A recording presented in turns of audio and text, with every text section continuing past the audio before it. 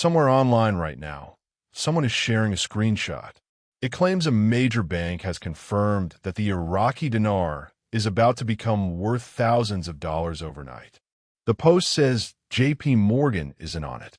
It says the Vietnamese dong is part of the same secret plan. It says you need to act now, before it's too late. Millions of people have seen posts like this. Some have spent their life savings buying stacks of foreign currency, waiting for a call that never comes. So tonight, we're going to slow down and actually look at this claim. Where did it come from? Who benefits from you believing it? And what does the real evidence say? By the end of this video, you'll understand exactly how this story works, why it keeps coming back year after year, and what you should really be asking before you trust the next urgent update that lands in your feed. Let's start at the beginning. The story of the Iraqi dinar didn't begin with JP Morgan, and it didn't begin last week. It goes back more than 2 decades to the years right after the 2003 invasion of Iraq. Saddam Hussein's old currency was pulled from circulation, and a new Iraqi dinar was introduced. Around that same time, rumors started spreading in online forums that the new dinar would eventually revalue, meaning its exchange rate would suddenly jump, turning a modest investment into a fortune. Here's the detail that gets left out of most of these stories. Under Saddam Hussein's government, the dinar had an artificially high official value, sometimes quoted at over $3. But that number wasn't a reflection of a strong economy. It was a number set by a government that controlled the currency by force, cut off from real international trade. Once those controls were lifted, the currency naturally settled at a much lower, more realistic value, because that's what currencies do when governments stop propping them up artificially. That single historical fact, that the dinar was once worth more, became the seed of a story that has now lasted over 20 years. And like most stories that last that long online, it evolved. It picked up new characters, new proof, new urgency. Which brings us to the version you're hearing about today, the one involving JP Morgan. So how does this specific claim actually work? Let's walk through the mechanics. The pattern almost always follows the same shape. Someone posts a video or a screenshot claiming a major financial institution, JP Morgan, Wells Fargo, HSBC, it varies, is quietly preparing for a currency revaluation. Sometimes the evidence offered is that the bank opened a new office somewhere, or hired someone with ties to a certain region, or issued some unrelated statement that gets reinterpreted to fit the story. Then that vague, unrelated fact gets stitched together with something else. Rumors that Iraq's central bank is planning changes to its currency, or that international organizations are about to announce something. On their own, none of these pieces mean what the videos claim they mean. But stacked together, with dramatic music and urgent language, they create the feeling of a puzzle coming together, even when the pieces don't actually fit. This is where the curiosity hook comes in every single time. A specific date, a specific number. It's happening this month.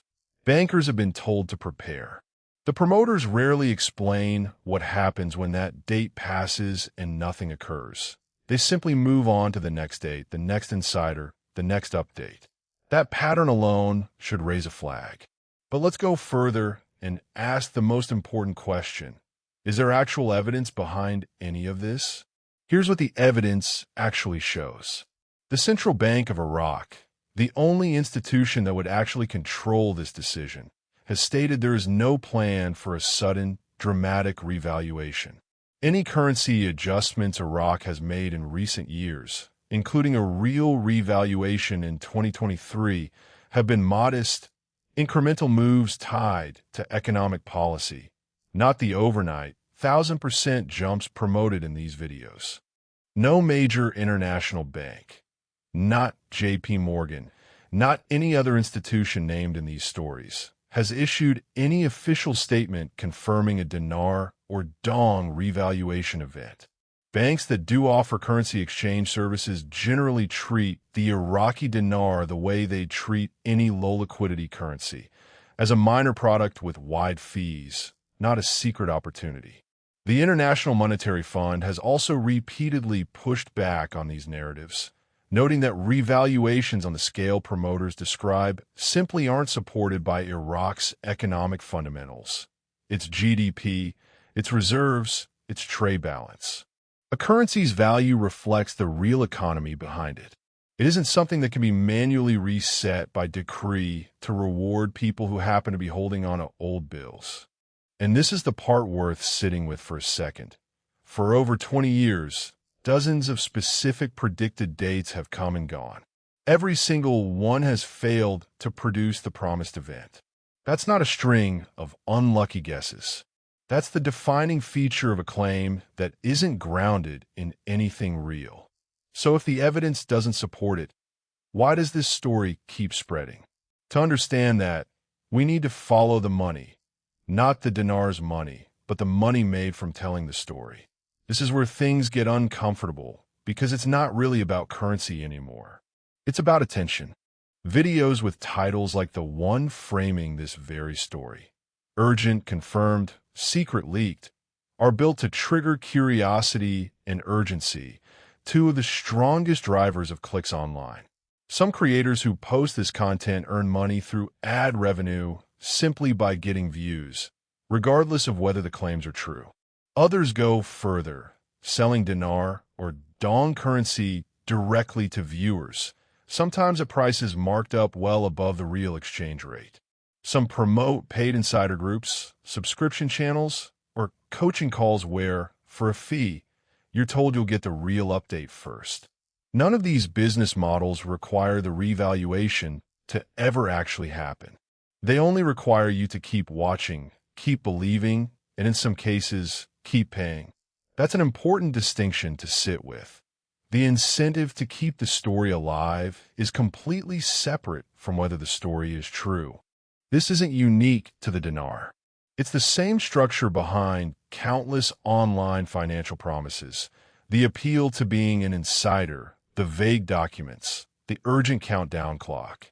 Understanding the business model helps explain the behavior far better than assuming any single claim is a mistake or a misunderstanding.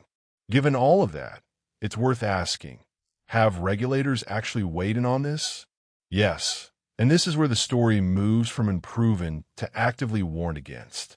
Several U.S. state securities regulators have issued public investor alerts specifically about dinar sellers.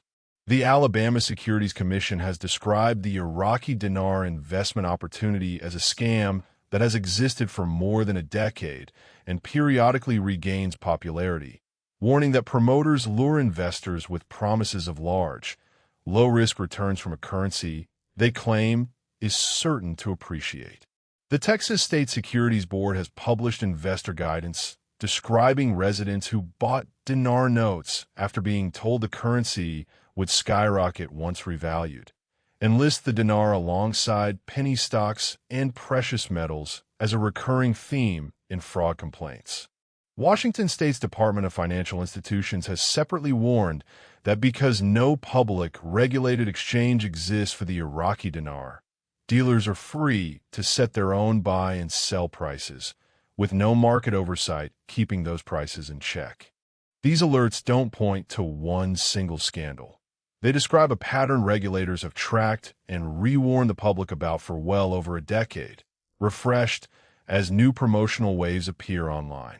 If you want to check for the most current advisory in your own state, your state securities regulator, searchable through the North American Securities Administrators Association, is the most reliable place to look rather than any single video or forum post. Numbers and warnings are one thing, but behind every one of these purchases is a real person, and that's the part of this story that often gets lost. Picture someone who's spent decades working hard, trying to build a little security for retirement or for their kids. They come across a video like the one that brought you here, confident, urgent, full of promise. It doesn't feel like gambling. It feels like getting an early on something everyone else will find out about later. So they buy a stack of dinar, maybe a modest amount at first. Then, as the story keeps evolving with new dates and new insider claims, some people buy more, chasing the promise that's always just around the corner. Years pass. The currency sits in a drawer or a safe, its value in the real world essentially unchanged. This isn't about mocking anyone who's done this. The people drawn into these stories aren't foolish. They're hopeful, and that hope is exactly what gets targeted. Genuine financial anxiety, a desire for a better future, a distrust of traditional institutions. All of it makes a story like this feel more believable, not less. Recognizing that is the first step toward protecting yourself and the people you care about from the next version of this same pitch. So if holding on to dinar or dong isn't a real path to sudden wealth, what actually is worth your time and attention? There's no shortcut that replaces real financial literacy, but there are a few grounded principles that hold up far better than chasing a revaluation. First, any investment opportunity that relies on secrecy. Banks are quietly preparing, insiders only know this, should be treated with more skepticism, not less. Real financial institutions don't typically manage major currency or market events through anonymous social media leaks. Second, diversified, well-understood investments. Things like index funds, retirement accounts, or simply paying down high-interest debt may not feel as exciting as a life-changing overnight windfall, but their track record is transparent and verifiable, not built on rumors and screenshots. This is a description of how these approaches work, not a promise of how much any of them will return. And third, if you're ever unsure whether a specific financial claim is real, the people best positioned to help you aren't YouTube commenters or dinar forums. They're licensed, independent financial advisors who have no stake in whether you buy a particular currency or product. None of this is as thrilling as the promise of instant wealth. But it's real, it's checkable, and it doesn't depend on a date that keeps getting pushed back. So let's bring this back to where we started.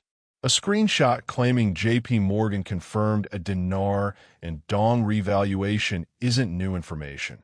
It's the latest version of a story that has circulated in different forms for over 20 years, with every previous version failing to come true. The central bank that would actually control this decision has said there's no such plan. No major bank has confirmed it. Multiple state regulators have issued repeated warnings about the industry built around it. And the people who keep the story alive often profit whether or not it's ever real. That doesn't mean everyone sharing these videos is acting in bad faith. Many genuinely believe what they're passing along. But belief isn't evidence, and urgency isn't proof. If you take one thing from this video, let it be this. The next time you see a headline promising a secret, urgent financial confirmation, pause before you act. Ask who benefits if you believe it. Ask what happens if the date passes and nothing changes. And ask whether the claim would still sound convincing without the music, the countdown, and the word urgent in the title. If this kind of grounded, evidence-based breakdown was useful to you, consider sharing it with anyone in your life who might be following this story. It could save them more than just time. This content is for educational purposes only and is not financial advice.